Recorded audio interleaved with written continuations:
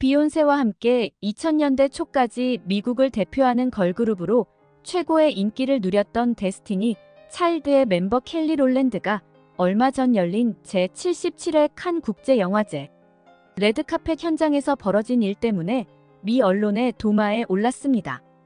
그녀가 한 경호원에게 갑질했다는 것이었는데요. 스탑에 걸린 켈리 롤랜드라며 조롱하던 미 언론은 한 장의 사진에 입을 다물 수밖에 없었습니다. 바로 소녀시대의 멤버였으며 이제는 배우로서 인정받고 있는 유나의 사진 때문이었죠. 미국 스타의 갑질 논란에서 인종차별 논란으로 해당 사건이 번지게 된 계기는 바로 칸 시상식에서 유나가 보여준 태도 덕분이었다고 하는데요. 미 언론의 반응 역시 시간에 따라 각양각색으로 변했습니다. 우선 켈리 롤랜드를 두고 에고마마 즉 병적으로 자기중심적인 사람이라며 비판한 미국 스카이뉴스 보도부터 보여드리겠습니다. 켈리 롤랜드는 자신이 인종차별의 피해자라고 주장하며 다른 여성들이 자신과 다르게 대우받았다고 말했습니다. 그러나 유나의 사례가 알려지면서 상황은 반전되었습니다. 페스티벌 리미에르 대극장 앞에서 취재진을 향해 포즈를 취하려던 유나를 여성 경호원이 막아서는 모습이 포착되었습니다.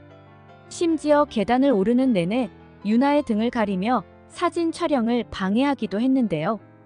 유나는 당황한 듯 경호원을 보며 뭐라 말하는 듯 했으나 결국 사진 한 장 남기지 못하고 들어가야만 했습니다.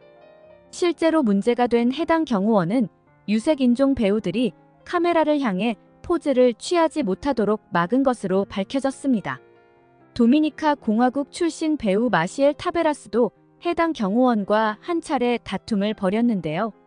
처음에는 마시엘 타베라스가 켈리 롤랜드 경호원에게 갑질을 했다고 주장하던 사람들도 유나의 영상을 본 후 들끓기 시작했습니다. 세계적인 영화제인 칸 영화제에 인종차별하는 경호원이 있다니 믿을 수 없다. 심지어 유나는 경호원에게 무례하게 대하지도 언성을 높이지도 않았는데 막아섰다. 레드카펫에서 한 장의 사진을 남기기 위해 배우들은 몇 시간이나 공을 들여 화장을 하고 드레스를 입는다. 그런데 사진 촬영을 위해 취재진이 대기하는 장소에서 마저 포즈를 취하지 못하게 막다니 정말 무례하다. 뒤에 따라오는 사람조차 없는데 무엇을 지키는지 모르겠다며 이는 단순한 인종차별 문제가 아니라 기본적인 예의조차 없는 행동이라는 의견이 이어졌습니다. 다른 백인 배우들이 동일한 레드카펫 위에서 어떤 대접을 받았는지 비교해보면 이 사건이 인종차별 이슈라는 것을 명확하게 파악할 수 있습니다. 유나로 인해 완전히 반전된 해당 이슈는 미 언론의 태도 역시 변화시켰습니다. 현재 미국 내에서도 켈리 롤랜드의 행동이 개인의 문제가 아닌 칸 영화제에서 반복되는 인종차별로 초점이 맞춰지고 있습니다. 칸 영화제에서 일어나는 인종차별 논란이 이번 한 번이 아니었기 때문이죠. 심지어 2022년 영화 브로커로 제75회 칸 영화제를 찾은 가수 겸 배우 아이유 역시 프랑스인에게 무례한 일을 당한 적이 있습니다.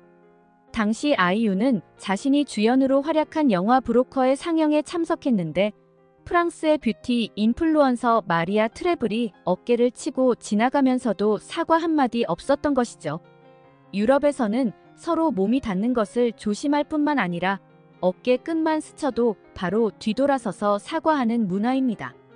분비는 지하철도 아닌데 몸이 밀려나갈 정도로 세게 부딪혔는데 무시하고 지나가는 모습은 인종차별로밖에 해석되지 않았죠. 당시에도 아이유는 별달리 항의하지 않고 머쓱한 미소만 지어 보였는데요. 일본과 해외 언론, 팬들이 먼저 프랑스 인플루언서의 태도를 지적하고 나섰습니다. 심지어 한 명도 아닌 2명이나 이런 행동을 했다고 합니다. 마리아 트레블은 언론 기사를 보자마자 SNS에 사과 영상을 올렸으나 비난을 피할 수 없었죠.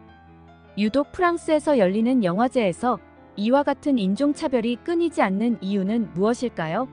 사실 한국에서도 부산국제영화제나 부천국제 판타스틱 영화제 등 세계적으로 이름난 영화제가 열리지만 스태프가 인종차별을 했다는 오명을 뒤집어 쓴 적은 한 번도 없는데 말이죠. 여러분께서 칸 영화제 경호원의 행동에 대해 어떻게 생각하시는지 댓글로 남겨주시면 참고하겠습니다. 오늘 내용도 흥미로우셨다면 좋아요와 구독 버튼 눌러주시면 감사하겠습니다. 항상 함께해 주시는 구독자, 시청자 여러분 감사합니다.